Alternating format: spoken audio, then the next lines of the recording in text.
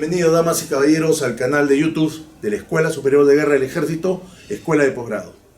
Hoy día escucharemos al señor general de división en situación militar de retiro, Walter Astudillo Chávez, quien es director general del Centro Internacional de Gobernabilidad, Desarrollo y Seguridad. El general nos hablará sobre el tema de seguridad multidimensional, factor clave para el desarrollo de los países de la región andina. Adelante, mi general, lo escuchamos. Sin duda, hablar del tema seguridad multidimensional, un factor clave para el desarrollo de los países de la región andina o de la comunidad andina o de la subregión andina, es lo mismo que hablar la seguridad multidimensional como un factor clave para el desarrollo de cualquier Estado.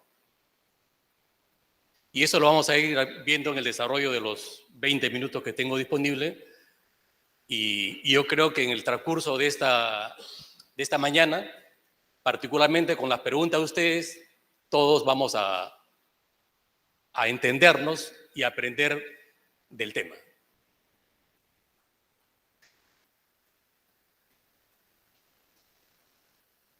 Quiero iniciar yo mencionando cuáles son los enfoques vigentes a nivel global de la seguridad. Y ustedes lo pueden apreciar. Seguridad humana, seguridad integral, seguridad multidimensional y seguridad sostenible. ¿Qué características se pueden apreciar? Que todas tienen múltiples dimensiones. O sea, esos son los 4 conceptos vigentes en el mundo, no hay otro. Todas tienen la característica que son multidimensionales. Por lo tanto, cualquier estrategia que desarrolle un Estado para hacer frente a las amenazas que afectan a su seguridad nacional tiene que ser multidimensional. Tenemos que erradicar el concepto de que los problemas se solucionan o con policías y militares. ¿Y las otras dimensiones? Es más, yo diría que ahí no figura la dimensión militar y policial, porque está inmersa en la dimensión política. Porque el poder político es el que tiene la decisión del empleo de las Fuerzas Armadas o Policía Nacional. Y también tiene la responsabilidad de la conducción política de ese empleo. Las Fuerzas Armadas y Policía Nacional no son fuerzas autónomas que deciden cuándo tienen que participar. Por eso es la importancia de conocer las dimensiones que tiene la seguridad en sus diferentes conceptos. Es más, si ustedes ven ese cuadro, podemos concluir de que la seguridad humana está reflejada en todos los conceptos. Sino que el concepto de seguridad humana es un término o un concepto, un enfoque más idealista. Los otros 3 consideran la seguridad humana, pero a la vez siguen entendiendo que el Estado también es tiene 2 centros, el Estado y la persona.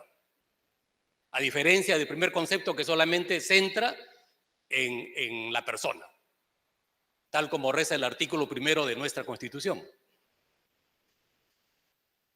Luego de ver estos conceptos vigentes, también es necesario mencionar que la seguridad multidimensional, que es el tema del presente simposio, tiene las dimensiones que ustedes pueden apreciar y es compartida por los miembros de la comunidad andina.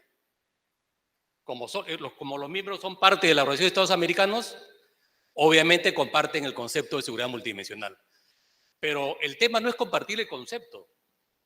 El tema es cómo responde el Estado en función a ese enfoque.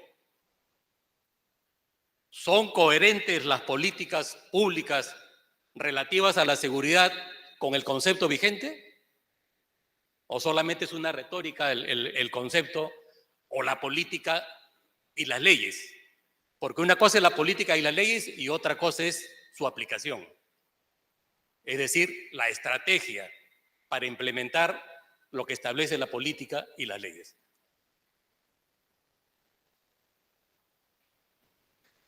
Yo quiero también hacer hincapié que muchas veces hablamos de desarrollo como si fuera lo más importante, y es importante, como no va a ser importante en países como los nuestros, en este caso de la comunidad andina, donde tenemos muchísimas brechas en las diferentes dimensiones del desarrollo.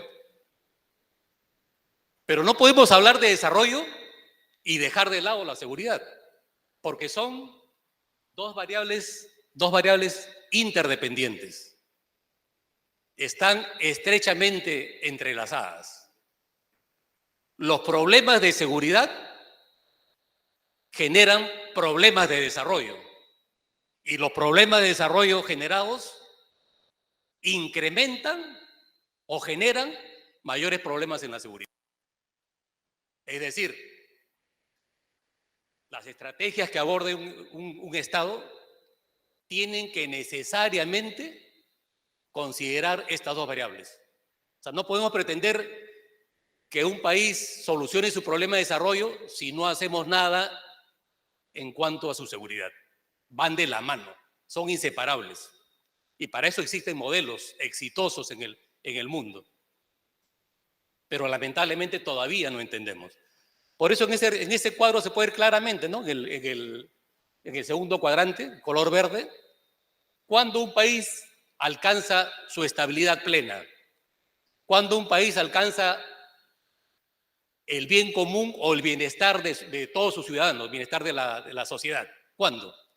Cuando tiene alto nivel de desarrollo y altos niveles de seguridad.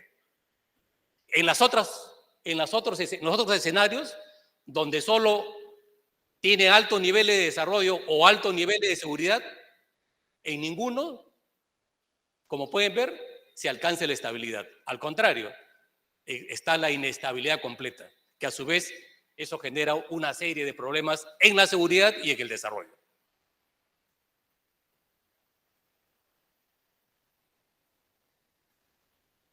Quiero dejar en claro, y ustedes lo conocen, pero ya que estamos viendo el tema de la comunidad andina, esos son los objetivos y como ustedes pueden apreciar, es un mecanismo de integración subregional enfocado fundamentalmente en la cooperación económica y social.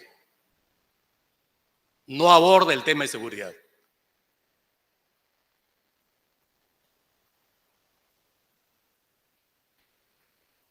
¿Y cuáles son las principales amenazas? Porque eso es fundamental, ¿no? Si vamos a hablar de seguridad multidimensional, tenemos que, la primera tarea es determinar cuáles son las amenazas que afectan a nuestra seguridad de los estados. Y para ello cada estado tiene la autonomía o la soberanía para determinar en función a su realidad cuáles son las amenazas que afectan a su seguridad. Y haciendo un esfuerzo, ¿no? Haciendo un esfuerzo para ver cuáles serían. Por eso yo he puesto riesgos y amenazas. No he puesto amenazas porque al final la decisión para determinar una amenaza depende soberanamente de cada estado. En el caso peruano, la entidad encargada es la Dirección Nacional de Inteligencia, quien anualmente propone al Consejo de Seguridad y Defensa Nacional cuáles serían las amenazas para un determinado año. Y en definitiva el Consejo es el que aprueba las amenazas que afectan a la seguridad nacional. Ustedes pueden ver, por ejemplo, y haciendo un repaso, todas las amenazas que se pueden encontrar en los estudios existentes al respecto, todas encajan en los países que integran la comunidad andina. Y ahí he puesto una serie de amenazas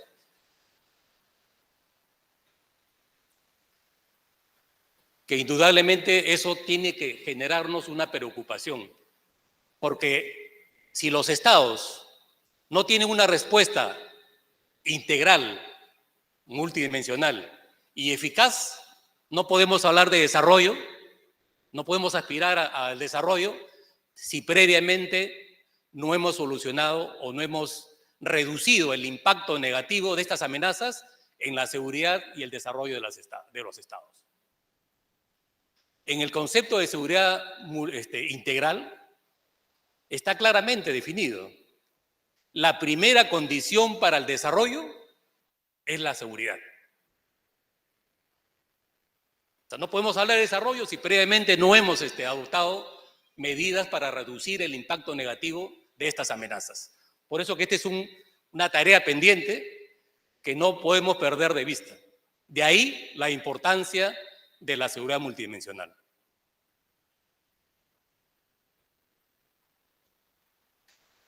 Pero yo creo que lo enriquecedor de la academia no es a compartir ideas y conceptos, sino a proponer soluciones, a proponer desde una perspectiva qué cosas se tendría que hacer o qué tendrían que hacer los estados para mejorar esta situación.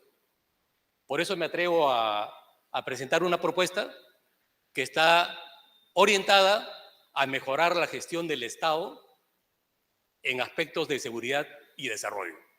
Obviamente he tomado como caso el Perú, porque una propuesta tiene que tener pues, su sustento en los aspectos normativos de cada país.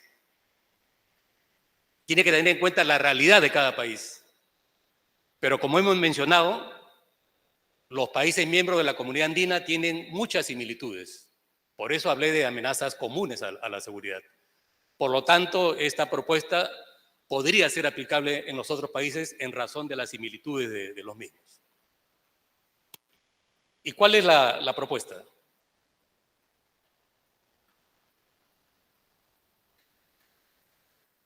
¿Quién es responsable de la seguridad de los estados, de cada país? En este caso de nuestro país, ¿quién es el responsable? Algunos siguen pensando que el responsable es el Ministerio de Defensa. Otros piensan que el responsable es el Ministerio del Interior. Pero tal como sucede en todos los países del mundo, el responsable es el presidente, o sea, individualizando, ¿no? Es el presidente de la República, es el responsable de la seguridad nacional. ¿Y con quién cuenta? O sea, si la Constitución lo establece que es el responsable, ¿con quién cuenta para cumplir esa tarea que es fundamental en todos los estados? ¿Con quién cuenta? Obviamente cuenta con entidades, con instituciones, no con personas, con instituciones. Y si hablamos que la seguridad nacional es fundamental para cualquier estado, entonces esas instituciones tienen que ser fortalecidas, no debilitadas, como vamos a ver que ya ha sucedido. Entonces, yo creo que esto denota que existe una falta de cultura de seguridad. Falta un entendimiento de lo importante que es para un Estado su seguridad.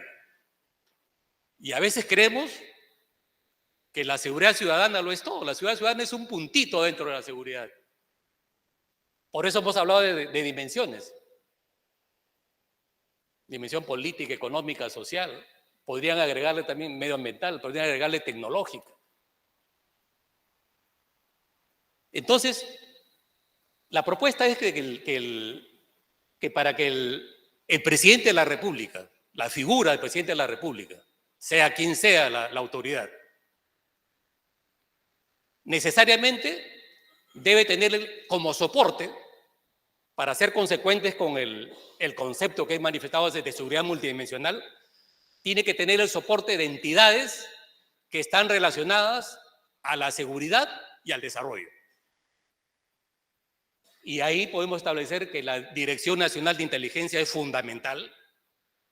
En la estructura, en cualquier arquitectura de seguridad, el sistema de inteligencia es fundamental.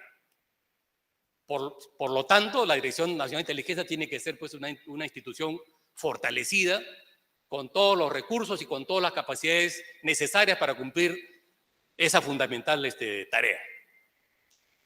Y en tema de desarrollo tenemos el CEPLAN, el Centro Nacional de Planeamiento Estratégico, que es fundamental para el desarrollo. Y para la seguridad tenemos una institución, que es la Secretaría, o teníamos una institución que era la Secretaría de Seguridad y Defensa Nacional, que lamentablemente en agosto de 2016 fue absorbida, fusión por absorción, al Ministerio de Defensa. No se entiende esa decisión política.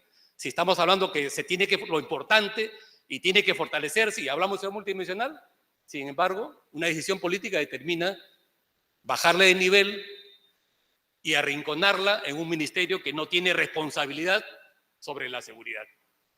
Cuando la responsabilidad sí es del presidente de la República, o su ubicación natural es en la presidencia, adscrito al presidente del Consejo de Ministros. Porque esa es su ubicación. Si no, no somos consecuentes con los conceptos. No entendemos.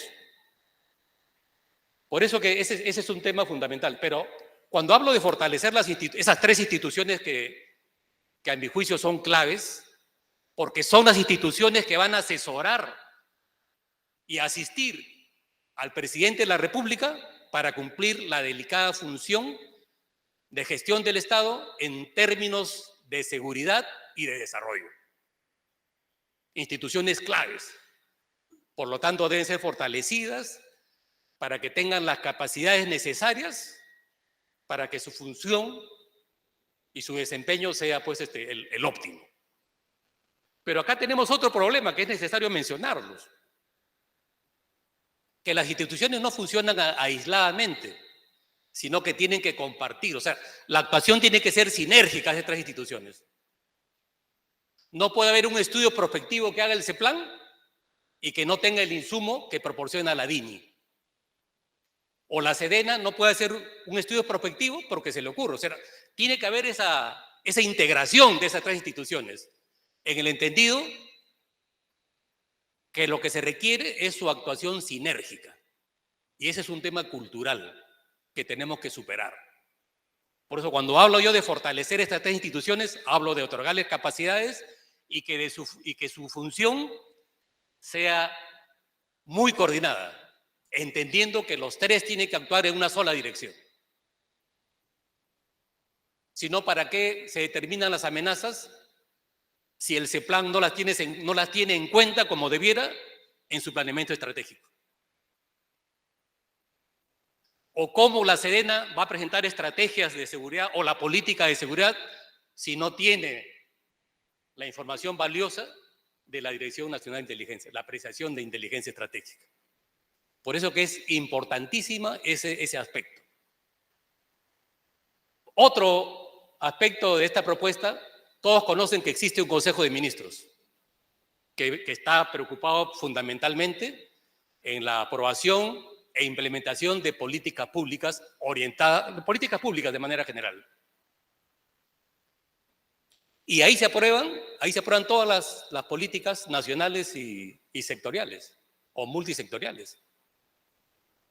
Pero ¿qué pasa?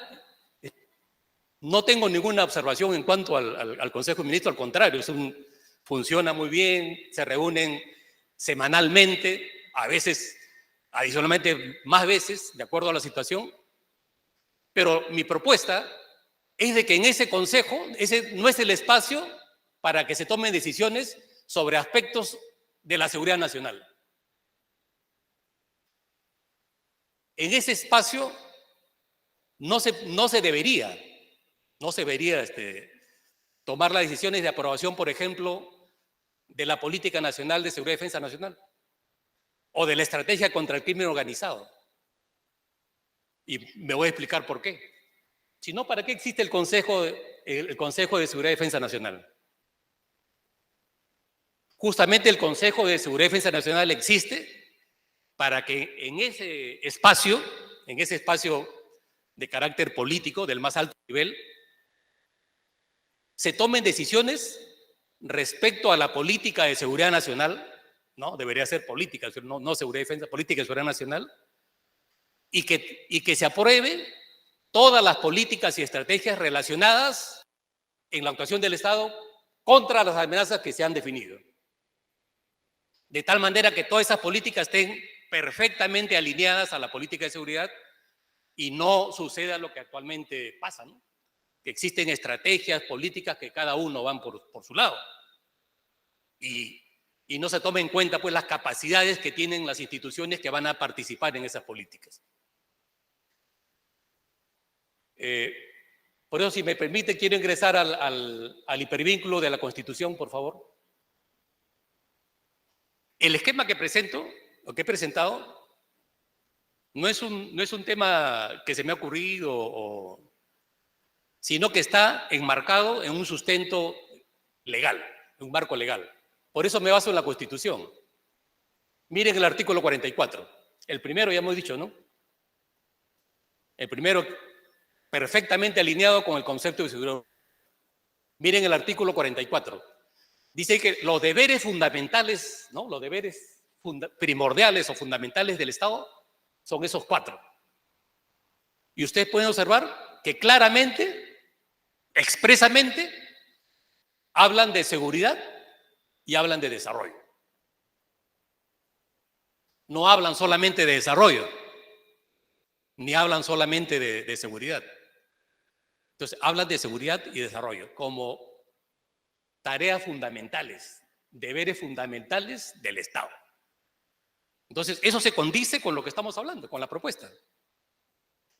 Se tiene que ver de manera integral, el enfoque tiene que ser integral.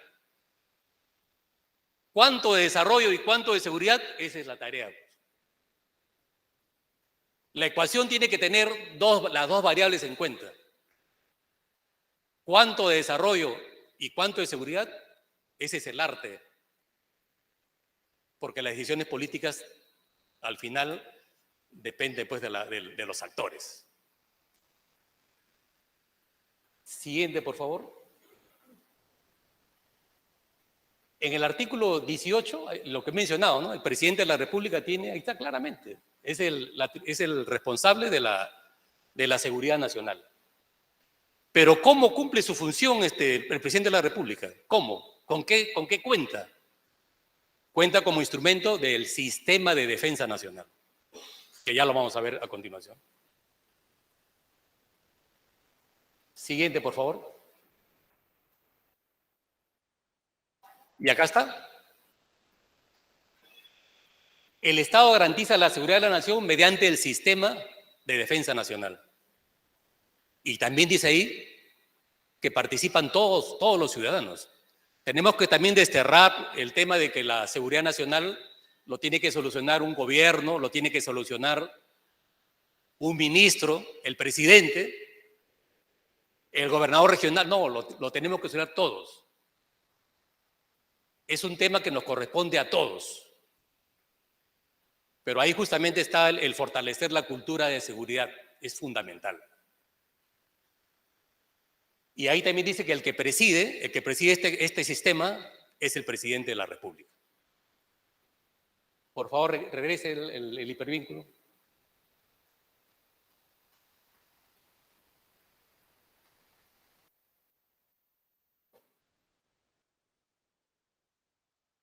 Gracias. Ingresa, por favor, al hipervínculo del Sistema de Defensa Nacional. Este es el instrumento con que cuenta el Estado para garantizar la seguridad nacional. El Consejo de Seguridad y Defensa Nacional que estaba mencionando. ¿Quiénes integran ese consejo?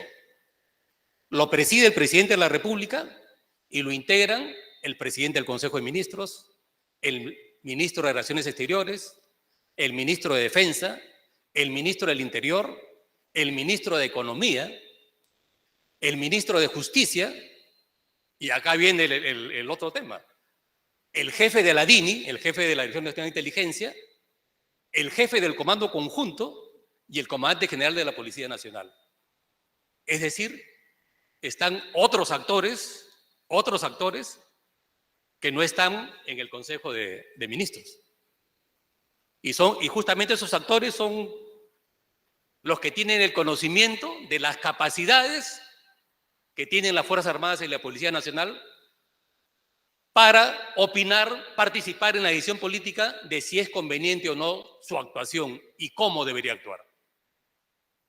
Por eso, esa es la diferencia de aprobar una política o una estrategia relacionada a la seguridad nacional, de aprobarla en el Consejo de Ministros que aprobarla en este Consejo. y la Secretaría de Seguridad y Defensa Nacional. Esa secretaría, como dije, es fundamental porque es el soporte del Consejo. Obviamente el Consejo funciona cuando se reúnen sus integrantes, o sea, es temporal. Y de ahí cada uno tiene sus funciones específicas. Pero esta secretaría es permanente y justamente es la que suple esa ausencia permanente del Consejo y es su principal asesor y asistente en el cumplimiento de estas funciones. Es el que articula el funcionamiento de todos los integrantes del sistema. Y ya he mencionado, es un caso aparte, cómo siendo tan importante sucedió su desintegración, ¿no? El otro componente de este sistema es la Dirección Nacional de Inteligencia, como dije, fundamental. Pero además lo conforman todos los ministerios y todos los organismos públicos, gobiernos regionales y gobiernos locales, todos.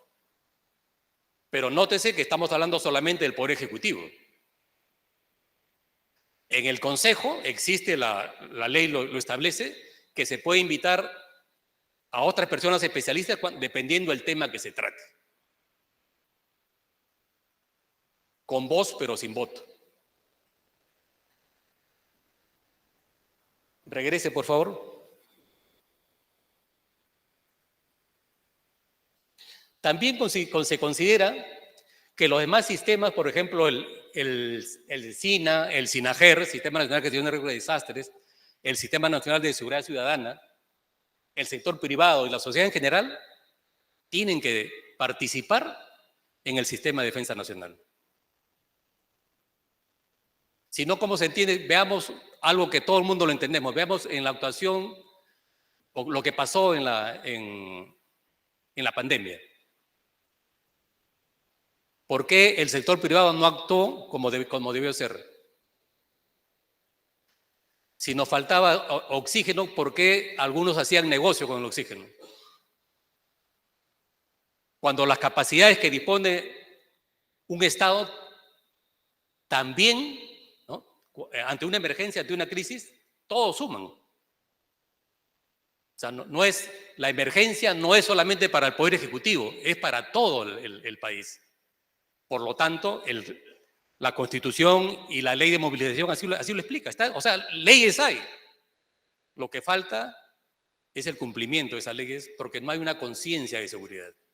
Cuando hablamos de seguridad nacional, todos somos responsables. Todos tenemos que colaborar porque estamos hablando de la supervivencia del Estado. Y eso tenemos que tener claramente internalizado. También es importante la actuación de la academia, las universidades, los centros de pensamiento, el CAEN, que por ley tiene su claramente definido en la ley, ¿no? Seguridad, desarrollo y defensa, y encaja perfectamente acá. La escuela de posgrado como la escuela de guerra, ¿ves?, que organiza este evento justamente entendiendo que es parte importante en estos aspectos. Siguiente, por favor. Entonces, la propuesta es reactivar, una de ellas es reactivar esta secretaría que fue, como mencioné, que actualmente, ¿no?, fue absorbida por el Ministerio de Defensa, por un decreto del Supremo, y actualmente quien cumple sus veces es la Unidad de Gestión del Sistema de Defensa Nacional, que obviamente que no tiene las capacidades ni la ubicación, la estructura del Estado para cumplir tan delicada función. Por eso que esta propuesta que la vengo mencionando hace varios años, es reactivar esa secretaría. Afortunadamente, el año pasado, en mayo del año pasado, el Congreso aprobó un proyecto de ley que fue promovido por el actual presidente del Congreso, el general Williams. Aprobó un proyecto de ley para reactivar esta secretaría. Sin embargo, de manera increíble, el Ministerio de Defensa y el Poder Ejecutivo de ese entonces, su opinión fue desfavorable. ¿Y qué originó? Originó que el Congreso, este año, en marzo, exactamente el 10 de marzo de este año, aprobó por insistencia esta ley. Es decir, ya existe el marco legal para que pueda reactivarse esta Secretaría. Tengo entendido que el Ministerio de Defensa está realizando los estudios necesarios para poder cumplir lo que ya establece la ley, ¿no? La ley, exactamente, por favor, entra el hipervínculo.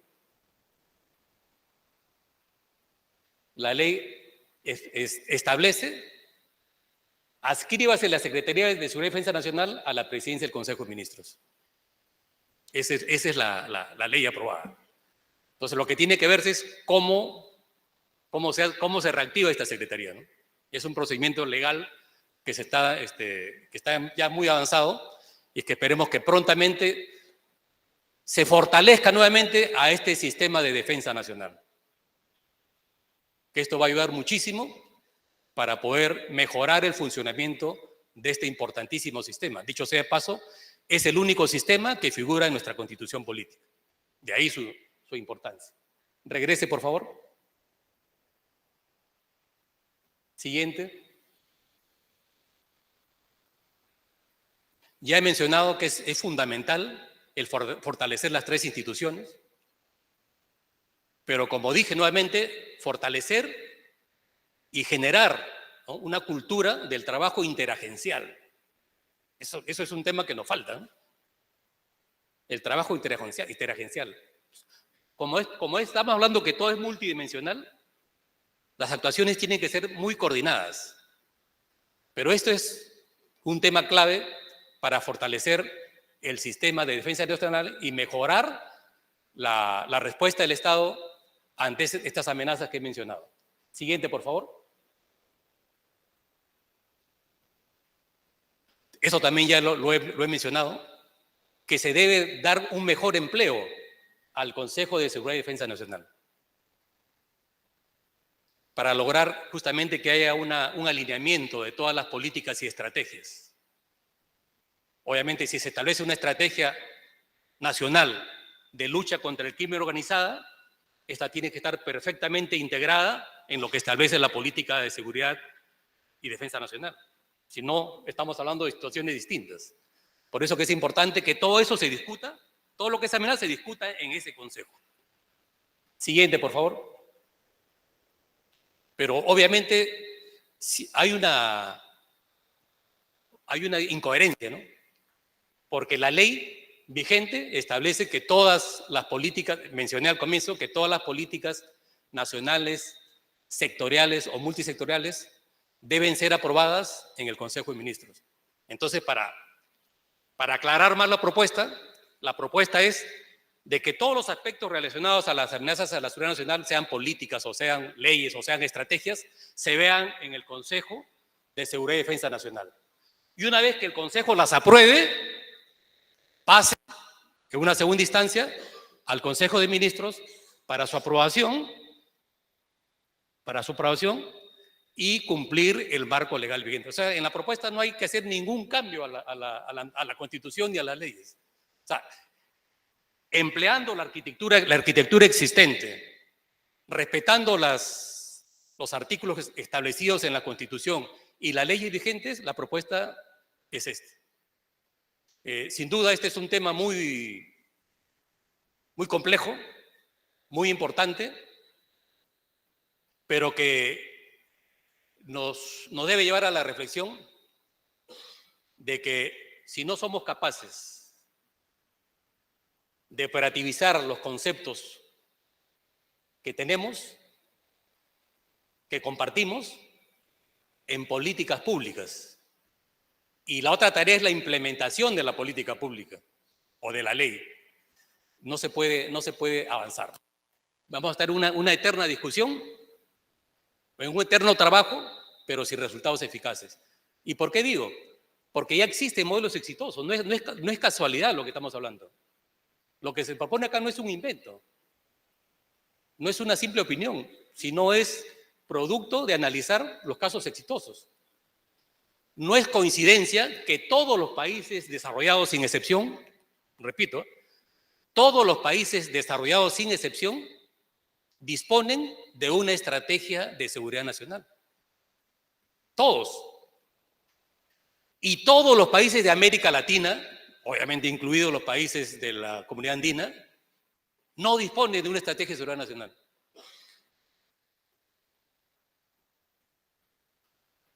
Pero ¿qué cosa es para los países desarrollados una estrategia de seguridad nacional? Para entender con claridad, una estrategia de seguridad nacional, Estados Unidos fue el primer país que lo aplicó, luego todos los países desarrollados lo aplican, contiene todos los aspectos de seguridad, los que he mencionado, y todos los aspectos de desarrollo. En otras palabras, la estrategia de seguridad nacional de los países desarrollados es como si estuviéramos hablando, acá en el Perú, de la política general de gobierno. Por ello, para concluir, sería importante que los partidos políticos, ¿no?, que formulan su plan de gobierno tengan en cuenta esta propuesta de que en el plan de gobierno, que debe estar basado en el Plan Estratégico de Desarrollo Nacional, que es el CEPLAN, se debería incluir en esos planes de gobierno todos los aspectos respecto a las amenazas a la seguridad del país, que ya están establecidas, son 10. ¿Qué haría de acuerdo a su opción política, su ideología, qué debería hacer el Estado para hacer frente a esas amenazas? Las 10, no solamente seguridad ciudadana, no solamente es orden interno, es multidimensional. ¿Qué cosa debería hacer desde su perspectiva ideológica el Estado? Eso debería estar en los planes de todos los partidos políticos. De tal manera que cuando un partido político sea gobierno, su política general de gobierno abarque este nuevo enfoque. Un enfoque integral que tome aspectos de seguridad, desarrollo y también gobernabilidad. En realidad, ese es lo que yo quería expresarles.